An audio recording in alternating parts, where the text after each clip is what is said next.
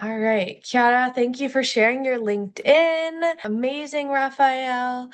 Feel free to drop in roles that you're looking for as well, so we can keep an eye out for each other on LinkedIn. And then, can I get a reaction if y'all can see my screen? Awesome. Cool.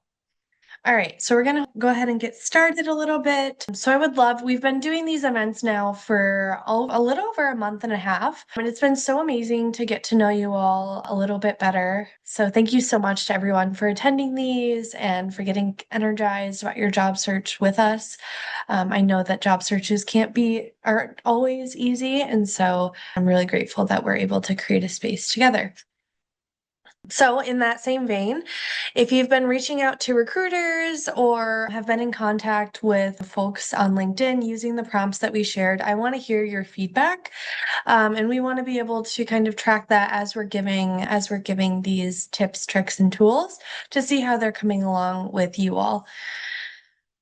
Also want to share a few of our upcoming webinars. So we are launching for the first time ever our weekly office hours. So that is going to be on Wednesdays at 4:30. That's going to be a great opportunity for y'all to hop in. It's going to be like ad hoc questions. So if there's something you want to know about what we're doing over here at Mentra, it's a great forum to ask those questions, or if there's an event you want to see, if there's a feature, we're really just taking anything and all as an opportunity for us to really learn from you all who are on the job search and us who is hoping to make that job search a little bit easier for you. So that's our weekly event. Next Monday, we have another event at 5 p.m. called Build Your Advocates. This is essentially a way to build your support system around yourself in a way that aligns with your goals. So we're going to be bringing that up. Y'all, for those of you who attended our workshop where we outlined a few of our values, those are going to be super key there. And then we're also taking requests. We've asked for a few of these over Discord. Thank you so much, James, and everyone for participating. We really do take your requests to heart, and we're hoping that we can continue to build those out, or that we can build those out for you all. So we are also continuing to work with Honeywell, Amazon, and Microsoft, and I will actually be making my way to Chicago to hopefully expand on a little bit more of those employers and get some of y'all a little bit more access, hopefully. So that's kind of our plan. If anyone has any feedback, as always, my email, I will drop it into the chat. It's steph@mentra.com. Please feel free to reach out to me. I'm happy to chat through anything that we've got going on over here at Mentra. As I said, drop in your special interest, hyperfixation, more. We talked about the LinkedIn profile a little bit earlier, but go ahead and drop that in the chat. It's not often that we get to talk about these things in community space, especially when it comes to the job search. So I want to make it a little bit ADHD, autistic, neurodivergent friendly for us all. So and then if you're new here, my name is Steph. I'm the community manager and client success manager over here at Mentra. So basically, I make sure that you are happy with your job experience, hopefully, and that the employer is seeing a few candidates come their way. So I am dyslexic. I am also an ADHDer, which means that I'm autistic and ADHD. I classify myself as a radical joy personality. A little bit about me. All right, so let's get into the fun part, which is the resume. And I say fun lightly, but I also meant when I said radical joy. So we're bringing it here, everyone.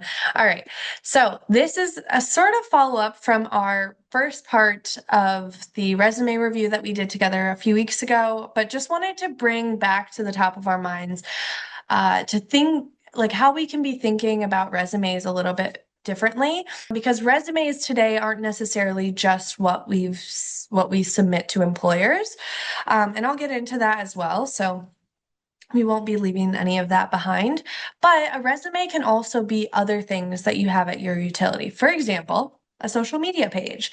Say you are a content creator, you've posted a few times on LinkedIn, maybe a few posts have gone well, maybe you've been very consistent with it. Those things, those consistency and grit, those can really be valuable to an employer and valuable in showing them and emphasizing your skills. Another thing is a link tree. If you're not familiar with Linktree, I can drop in the link to the chat when we're doing some body doubling so that you can get started on one, but they are amazing. So if you do not have a central location for all of the amazing project work that you have done throughout your career, the link tree is the free and easy way to do that. And you can drop that into your LinkedIn so that people can easily access an overview of the projects that you've worked on. So think like GitHub, areas where you can hold those projects. Another option is a portfolio. A lot of folks have a website portfolio,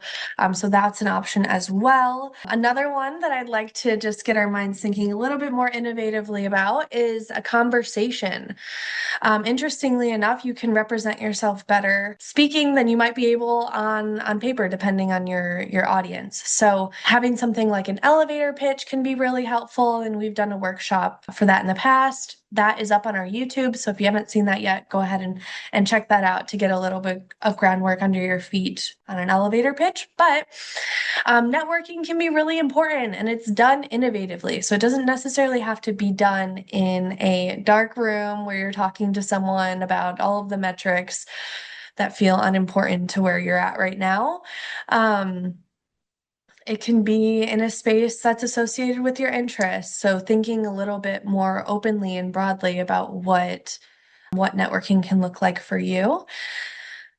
It can also, things like a Zoom background can be really helpful to display your skills. And then there's, of course, the traditional resume. And I have a template here, and I'll share this when we get into some of our content for body doubling a little bit later. But this is a great sample of how you can outline your resume in a way that works for the reader. And so often, and unfortunately, with resumes, and especially in this format, you're going to have to think about the audience. And we'll get into that a little bit more and what I mean by that. But this is just sort of an entryway into that resume. So I'll be sharing that a little bit later on our call together. And then so hard. Okay, I'm just going to come to the chat really quickly to make sure. So hard to find the hiring manager when you use the company's website to apply. Intuit is where I applied, and their login shows that I applied. Yes, yeah, it can be hard to find the hiring manager. Oftentimes, the hiring manager can even be two people. So it can definitely be a little bit of a search to find the person that is the individual that you want to speak to for a role.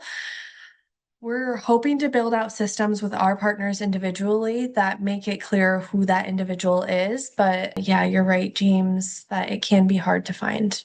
And then Peter is interested in cybersecurity, preferably remote. Awesome. All right.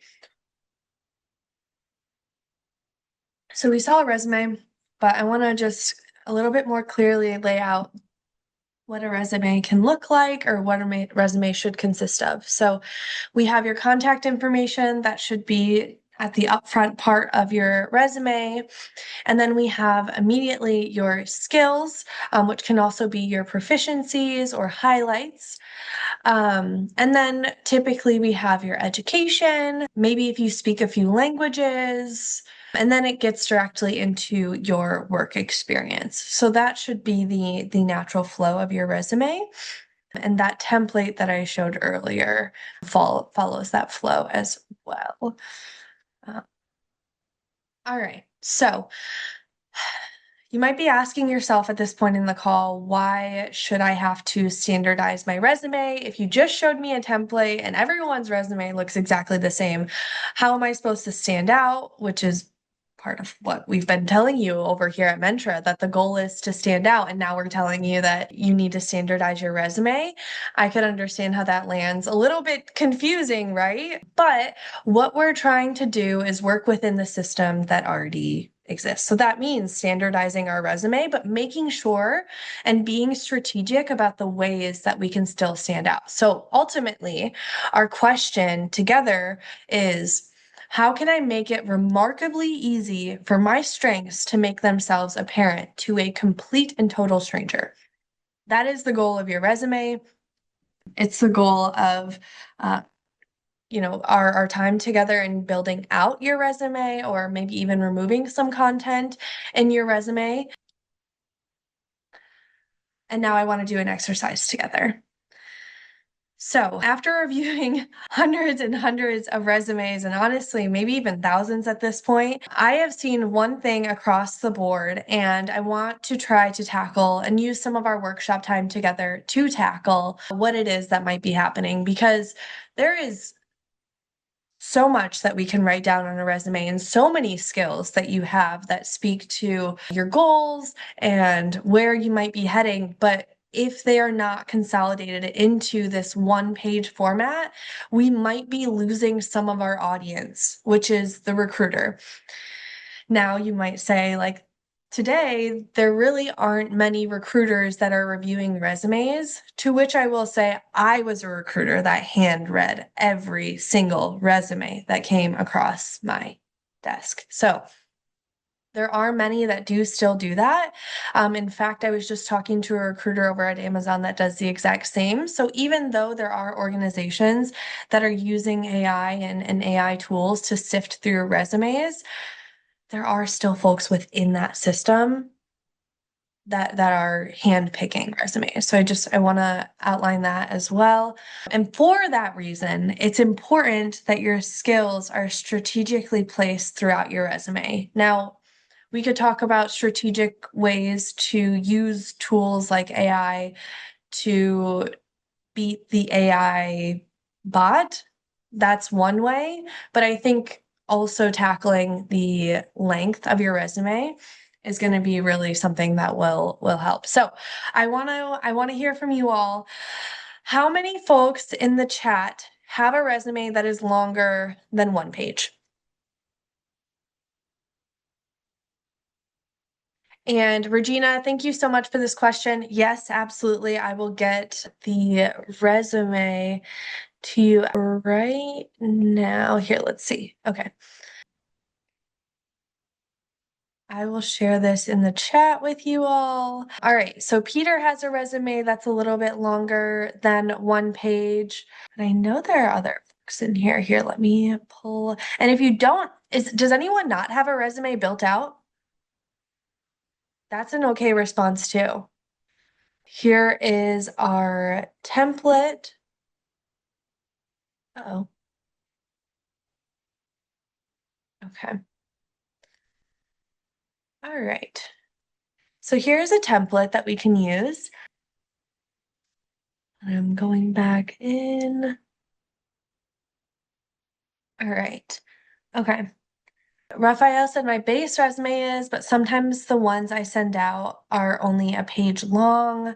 By the way, I had a resume that was more than 2 pages. The US Jobs website mandated all resumes must be max 2 pages as of this September. Oh, that's so interesting. I wonder why they're mandating that. I would say that that's not standard. It is really good, though, good practice to have multiple different versions of your resume, and we'll get into that and in leveraging those. Kiara said, I used to, but I've since edited down, fortunately. Okay, awesome. Then a lot of the content that we're going to go through together might make sense to you all since you've already limited some of the content, but the resume exercise itself can be helpful in analyzing your LinkedIn, for the bio that you have on your LinkedIn, or for all of even going more granularly to the specific roles that's listed underneath your experience. If you drop in the bullet points that we're talking about here, that can also be another way to use this exercise as we get into our body doubling. But the whole goal is to use that skills section almost as a description for what they will be reading through each bullet point through your resume. So, for example, say you have a skill that is like Python, for example, and you have built over 300 scripts using Python. That bullet point will directly speak to and coordinate with the skill that you have listed up at the top of your resume. And that's exactly what you want. So the exercise is to go through your resume and highlight every single bullet point that speaks to a skill. And I recommend having only 1 to 2 bullet points per skill. So you can even highlight them. So say, for example, you have organization and time management as a skill, for example, at the top of your resume. And you display that in your first role by sharing that you were able to build out 200 SOPs, which is just a documentation procedure, but that you were able to build that out for your organization. So you'd highlight the color that matches that to the skill. So hopefully by the end of this exercise, what you'll have is 1 to 2 bullet points that are highlighted that direct you back to each skill. Now you'll remove all the highlighting. The highlighting is just for you, but the goal is to consolidate on information that might not necessarily speak to all of the strengths that you want highlighted in the role that you're applying to. So all of those data points or all of those bullet points that are not highlighted by the end of this exercise, what I would recommend you to do is to make a copy of that same document so that you save the content, because the content's still important, it's still valuable, and you can use it in a different style of resume. You could even use those bullet points to generate a new bio on your LinkedIn. So I love the idea of keeping and conserving some of that information, especially for what Regina mentioned earlier, for specific organizations that might have requirements that exceed 1 page. You can use and come back to this document to add some like additional bulk. My apologies. Oof, my throat. Additional bulk to your resume. Once you make the copy, then you can go in and use this version that has all of those highlighted sections to consolidate and remove that content that's not highlighted. And what you should have, and hopefully should have, by the end of this exercise is a resume that has just that 1 page and each skill mapped up. And then you would go through and sort of remove that highlighting before you submit that. If that still does not bring you down to 1 page, what I would recommend doing at that point is to tweak your education. So this was something that I found when I was going from being a student to working full-time. And at the time I was working in corporate at an agency. But for your education, all the information that you need once you have graduated, organizations just want to know that you've completed your degree. So unfortunately, all of the granular information that is so important to us about our degree and about the major that we are in, and there will be instances where your major is valuable and you may want to include that. I would just recommend including it all on one line. So what you can do is include the name of your degree, the school you went to, and then the year that you graduated, all within that one line. Now, I will say, as someone, I was someone who graduated top of my class, like removing that accolade from my resume did sting a little bit. But I will say that, like, ultimately, it is for the better of getting your resume seen by their audience. And also it's easier on the eyes to have that section sort of condensed down and just have that initial like middle bulk of your resume highlighted. And that's a great area where once you complete this exercise and you have all of your highlighting sort of removed, you can go back in and you can use tools like bolding to highlight the pieces that are even more important, that speak even stronger to those skills. And what's great about doing this exercise and having this version is because then you can come back to it for something like an interview prep or something like an outreach to that same organization. And you can share with them those highlights or stories around those highlights to hopefully support their understanding of your skill. It's interesting. They're not really looking at the details. Yeah, Yeah, unfortunately, recruiters, because to give you all a little bit of insight on what happens on the recruiter side is they're often looking at anywhere from, for one role in particular, anywhere from 200 to 400 resumes. Um, and scanning through those individually. So really what they're looking for is like buzzwords, they're looking for bolding, they're looking for areas that stand out, they're looking for things that are easy to read on the eye.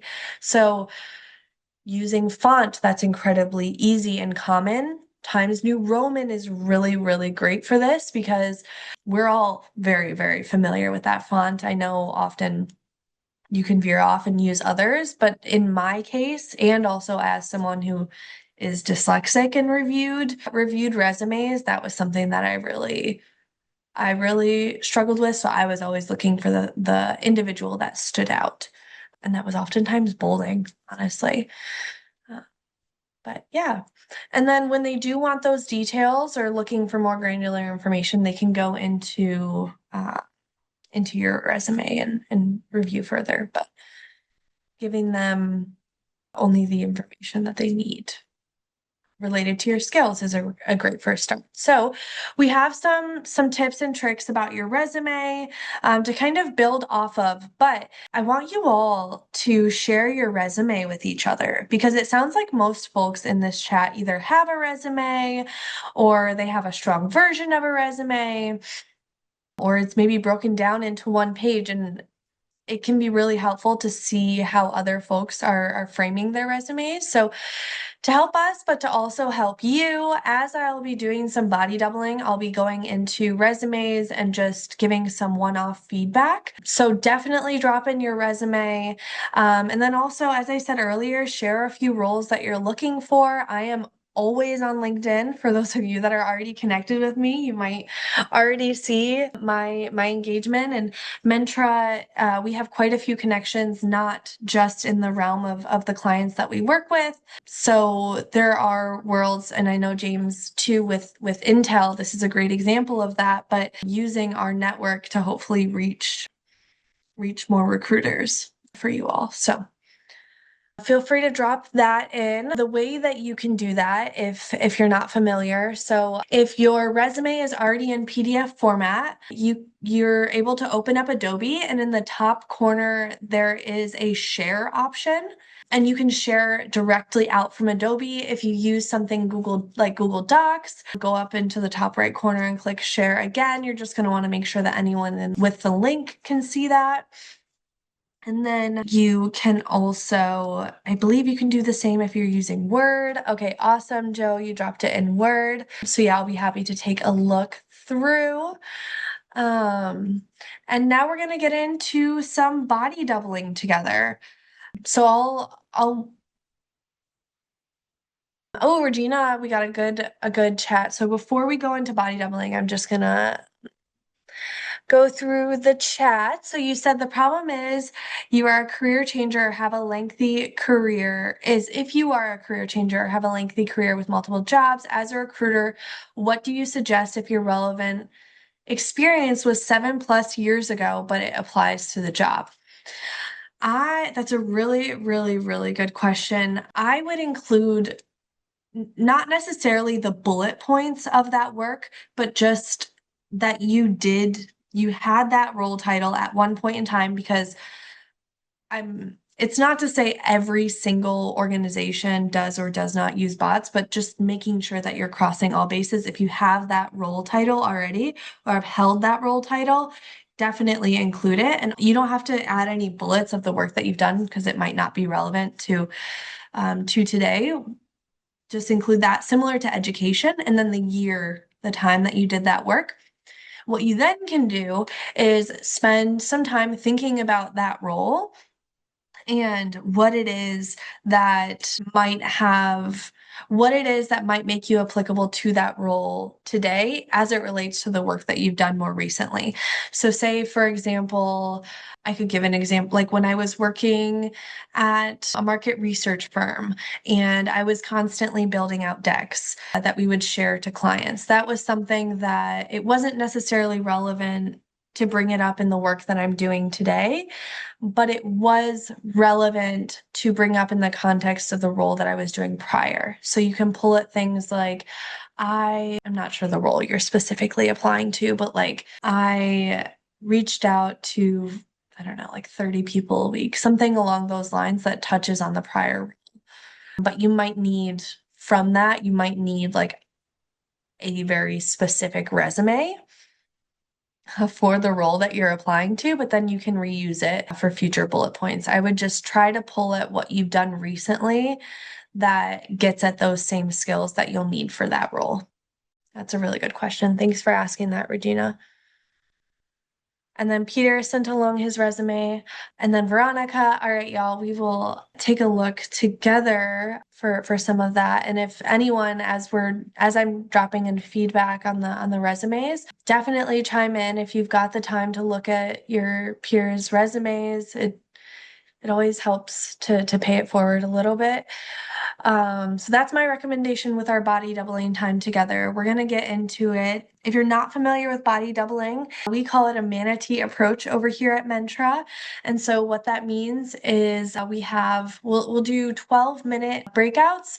And so essentially you'll have 12 minutes. We're going to set one particular goal. So say, for example, I want to go through at least 2 resumes in the chat and provide valuable feedback in 12 minutes. And so that'll be my goal. And then at the end, we'll kind of come together. We'll share about our goals. So y'all feel free to start dropping in your goals for the next 12 minutes in the chat.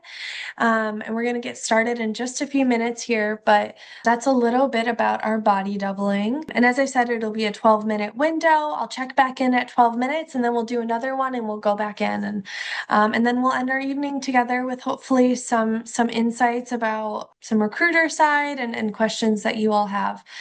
Feel free to use the template to build out your resume if you don't have your resume yet, and then you can drop it in the chat or you can reach out to me after. My email, I will drop it into the chat, and you're welcome to reach out to us at any point. And let's go ahead and get started, everyone. If you're looking for something to do, this is a template that you can use to reach out to folks on LinkedIn. I really recommend using this, but this is just an alternative that I wanted to offer to you all. So let's go ahead and get into it.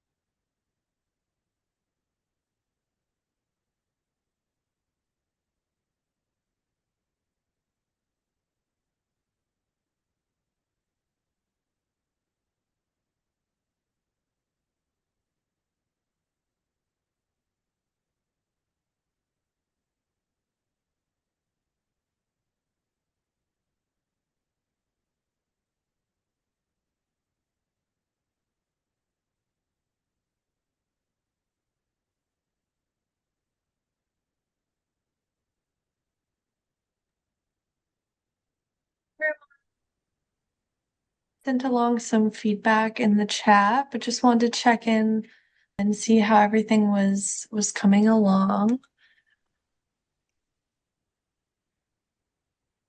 I know we had some folks working on resumes. Peter was trying to revise his resume template.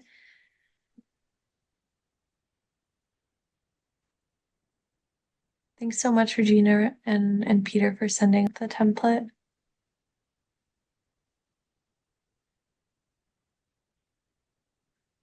All right. Well, feel free to drop your updates in the chat. We're going to go ahead and do another, let's say like another 11 minutes, taking us right to the end of the hour. Um, and that'll be it for today. So let's do another session and y'all, if you have an updated resume, feel free to drop it in the chat. And I'll check in about 11 minutes.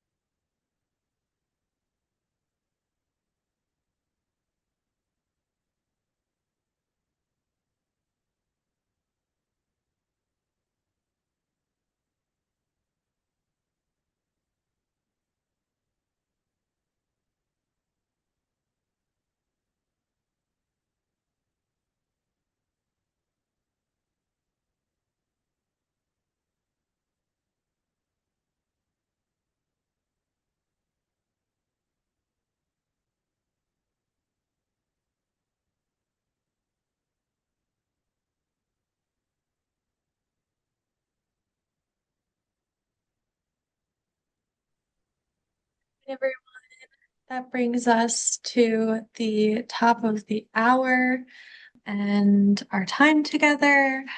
So thank you so much to everyone who joined. These are so fun. And as I mentioned earlier in this webinar, that we will be doing a Build Your Advocates for next Monday. So I hope to see you there. This is something that I am extremely skilled in and a very deep passionate of mine, building your support system. And funnily enough, it's actually one of the things that landed me at my role here in Mentra. So doing things like outreach and building your support can really help and make a difference in your career. So that's a little bit about next week. I hope to see you all there. And then I hope to see you there Wednesday as well. We'll be hosting the office hours at 4:30. If there's anything that anyone wants to chat through, feel free to reach out to me. As always, my email, just dropping it one more time into the chat, steph@mentra.com. Feel free to reach out to me. We are still hiring for any roles associated with Honeywell, Amazon, or Microsoft. So if anyone finds any roles with those organizations, feel free to reach out to me, send me your resume, and we can make sure that your resume is seen by a recruiter at that organization. And yeah, just thank you everyone for joining. I hope you have an awesome rest of your Monday, and that it only goes up from here. I didn't drop my LinkedIn in the chat actually, and I should do that because I want to make sure that y'all can stay connected. And if roles come across after having reviewed so many of y'all's resume, hopefully, oh gosh. All right, well, I'm going to drop in my name because LinkedIn seems to be down. So that's my name. Feel free to find me on LinkedIn, y'all, and I will hopefully see you at the next event. Thank you so much, everyone. Bye.